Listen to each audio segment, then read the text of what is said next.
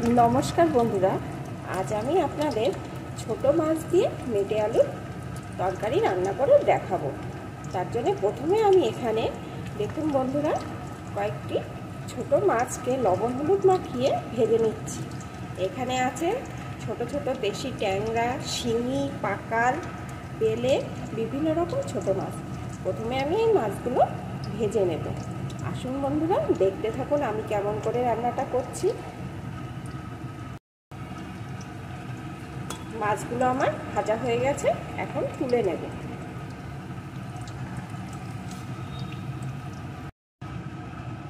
মাছ ভাজাগুলো তুলে নিয়েছি, এখন আমি ফোড়নে দিয়ে দেব একটা শুকনো লঙ্কা, কিছুটা গোটা জিরে।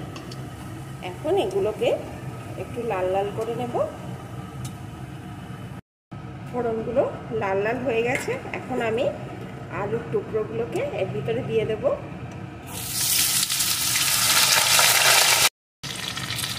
এখন কিছুক্ষণ ভেজে নেব। প্রথমেই কিন্তু এর ভিতরে লবণ হলুদ দেবো না, কারণ এটা একটা নালা নালা ভাব থাকে। প্রথমে একটু ভেজে নেব ভালো করে, তাহলে ওর নালা ভাবটা কেটে যাবে। এগুলোকে কিছুক্ষণ ভেজে নিয়েছি, দেখুন এর নালা ভাবটা কিন্তু একদম কেটে গেছে। এখন এর ভিতরে দিয়ে দেব আমি পরিমাণ মতো লবণ, একটু হলুদ গুঁড়ো, কয়েকটা চেরা কাঁচা লঙ্কা। ঝালটা আপনারা আপনাদের মতন দেবেন। এখন আরও কিছুক্ষণ ভেজে নেব।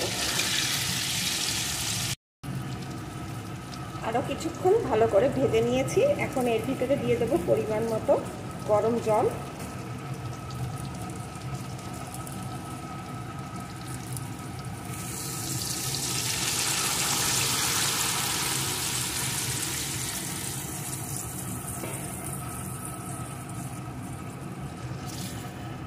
এর সাথেই মাছগুলোকেও দিয়ে দেব।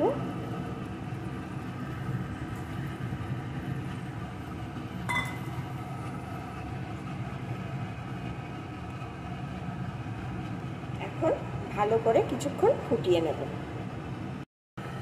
তরকারিটা ভালো করে আমি ফুটিয়ে নিয়েছি। দেখুন বন্ধুরা, আলুগুলো খুব সুন্দর সিদ্ধ হয়ে গেছে। এখন আমি এর উপর দিয়ে দেব ভাজা জিরের গুঁড়ো। এটা আমি আগে থাকতে করে রেখেছিলাম, শুকনো কড়াই জিরে একটু ভেজে গুঁড়ো করে নিয়েছিলাম। আর আমি এই রান্নায় কোনো রকম মশলা ব্যবহার করব না, কারণ এই ছোট জ্যান্ত মাছ দিয়ে রান্না করলে তেমন মশলা লাগে না, এমনিতেই তরকারি খুব সুন্দর খেতে হয়। এখন একটু নাড়িয়ে নিলাম, এবার আমি নামিয়ে দেব। এখানে আমার ছোট মাছ দিয়ে মেটে আলুর তরকারি রেডি।